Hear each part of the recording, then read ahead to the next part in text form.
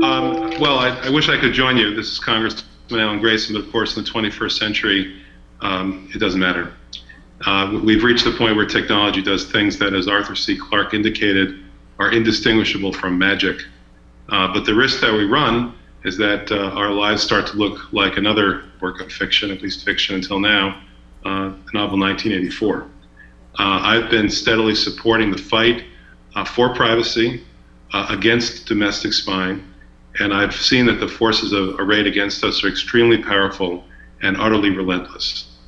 To give you just one example, I was shocked to learn, like many Americans, that every time I make a phone call, a note regarding that call is given to the Department of Defense, the NSA, and I was shocked also to see that there were so many people who thought there was nothing wrong with that. The great disappointment as a result of the Snowden revelations has been the lack of public response. There are far more people, it seems, who are willing to fight for their possession of their guns than fight for the possession of their privacy. And that's a shame. But the legislative process in America gives us opportunities from time to time to vote and to try to make progress to protect ourselves from intrusion.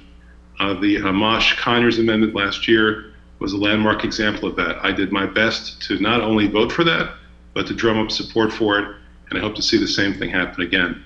If you looked at what happened recently with regard to a House vote relating to this issue, we all got rolled.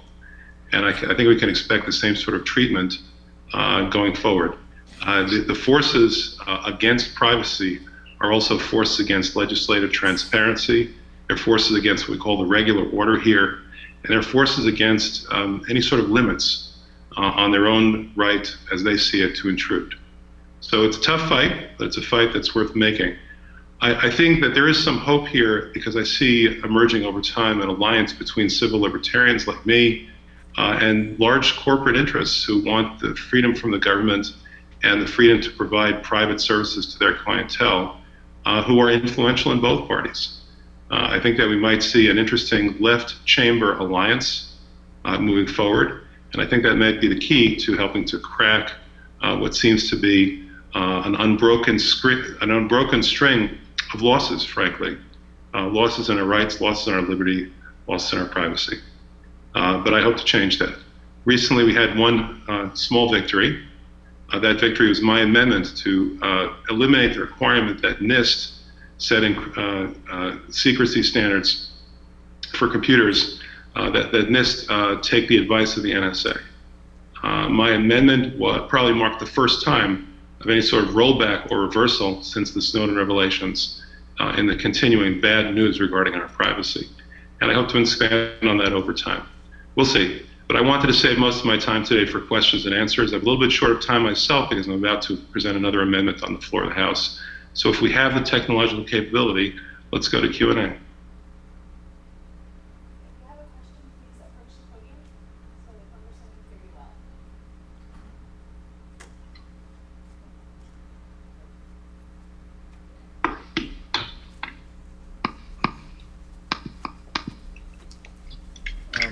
Congressman, whoa, pardon me. Can you hear me all right?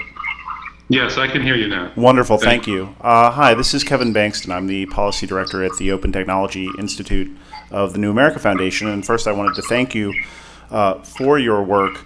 Oh, can he see me if I stand up? Oh, hi.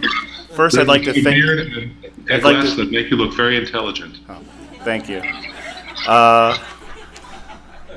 I'd like to thank you very much for your work on the NSA surveillance issue. I wanted to get your opinion. You know, many of us supported the USA Freedom Act, but we're very disappointed by the form that it came out of the Judiciary and Intelligence Committees, and even more disappointed by how it was watered down further in consultation with the intelligence community. I'm curious, what is your perspective on whether and to what extent we might be able to improve that bill in the Senate? And how we should proceed if we want to obtain meaningful NSA reform at this point? Well, I was very disappointed too, and Justin Amash noted, I think through a tweet, that most of the people who had actually co-sponsored the original bill ended up voting against it, which shows the perversion of intentions there.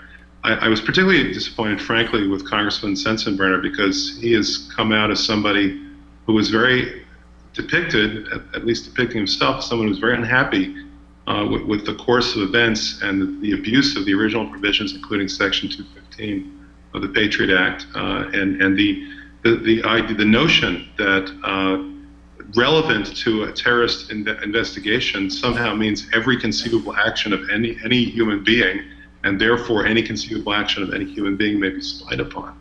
He spoke out against that, but he was one who greased the skids to try to weaken this reform, and in fact, potentially authorize bulk collection in most people's eyes for the first time ever. I think that the idea that the original bill authorized bulk collection of records against Americans is very shaky from a legal point of view. I know it's hard to challenge these things in court, but we've seen some signs that the Supreme Court might be willing to take a look at that. Now what they're trying to do is basically cover their tracks by amending their law and putting in things that weren't there in the original law to justify the gross expansion of power that's been asserted by the NSA. I think that the kind of approach that I described earlier is sort of a Wall Street, Main Street approach that explains that large corporate entities that are very successful and very powerful now on the internet are concerned to preserve the privacy of their clients, and at the same time, ordinary people, people like you, people like me, ordinary people are upset by the idea that the government is intruding into their personal lives, but whether it's receiving information about telephone calls or web browsing or otherwise. So I think that the Senate will be the next point of confrontation. I'm hopeful that we'll see some progress in the Senate, and frankly, we may just reach a point where we're going to have to end up with no bill, because the way things are going, a bad bill is going to be worse than no bill.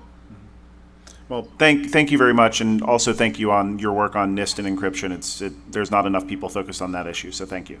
You're welcome. Thank you.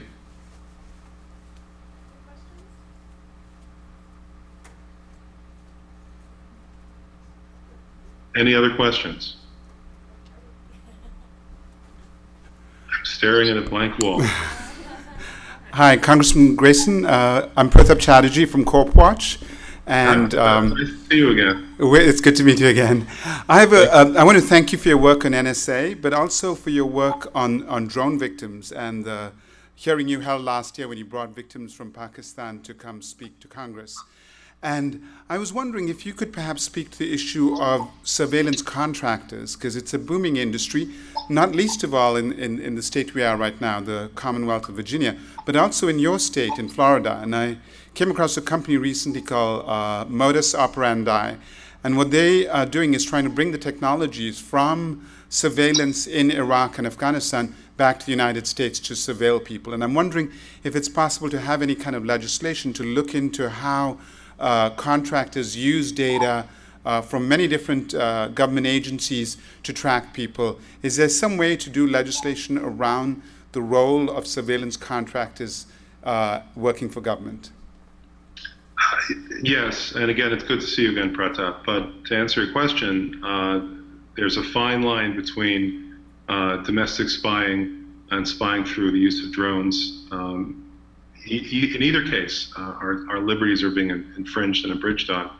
I passed an amendment last year to defeat a plan that the Department of Homeland Security had developed to take the first generation of drones and to deploy them within the United States.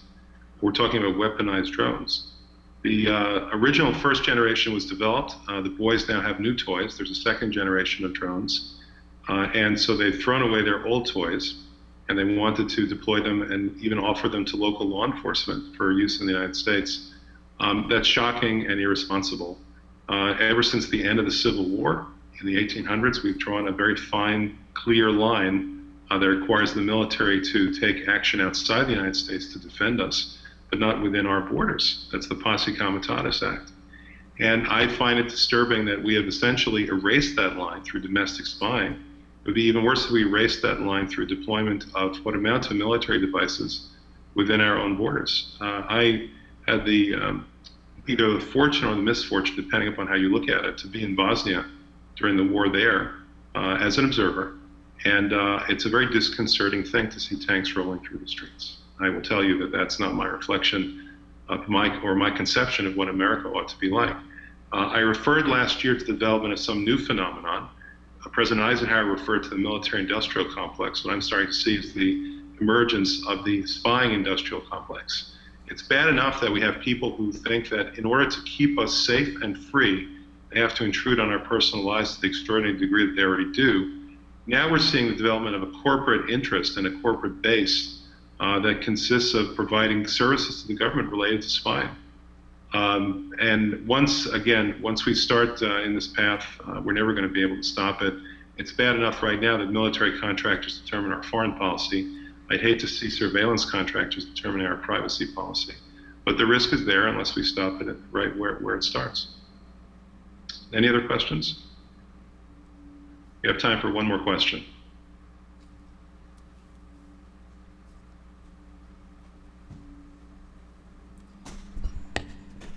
I'm too short, Representative Grayson, so I'm very sorry that I'm a little bit off the screen. Good things come in small packages. Thank you very much. So it's not public yet, and I hope you don't mind me saying this, but our office, I work with Access, is going to be at your sponsorship hosting a crypto party on Capitol Hill at the end of the month, and we're very excited for that with you and Representative Lofgren. And I was wondering if you could talk just for a couple minutes about your work on NIST and NSA, because it's something that I think is very important. And I know you're on the Science and Technology Committee and you're able to do a lot with that. And I think you focused on one of the underappreciated areas of NSA surveillance and the revelations that have happened over the last year.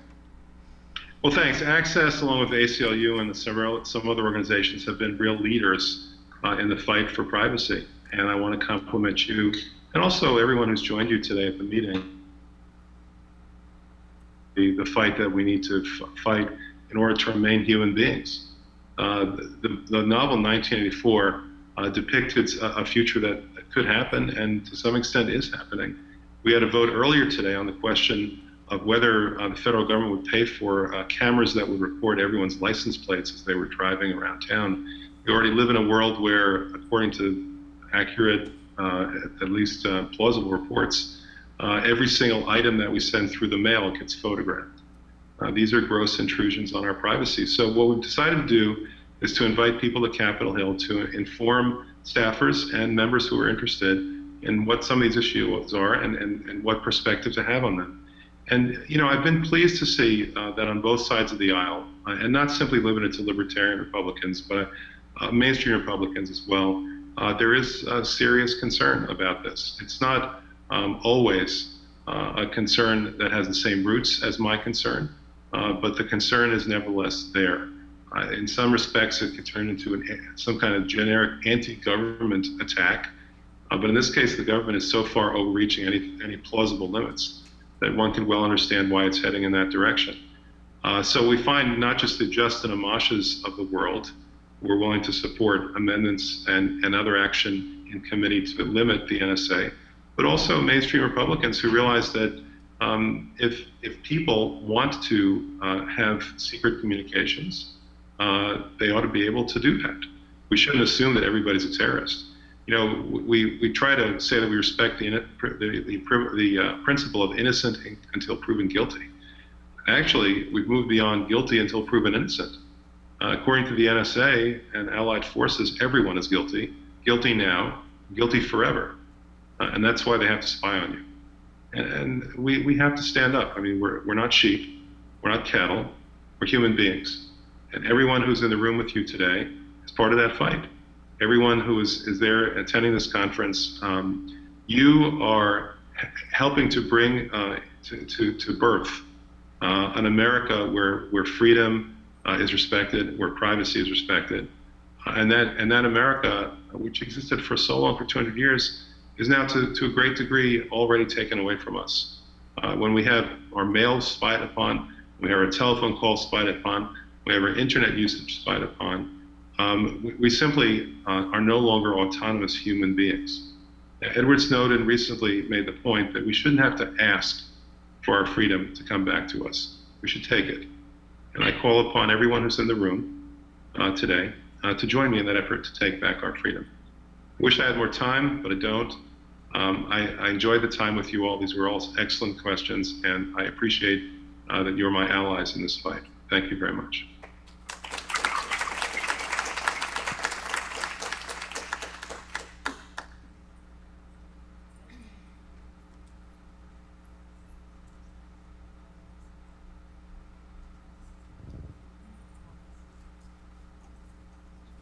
So I asked Amy if she had any parting words. She said it's all me.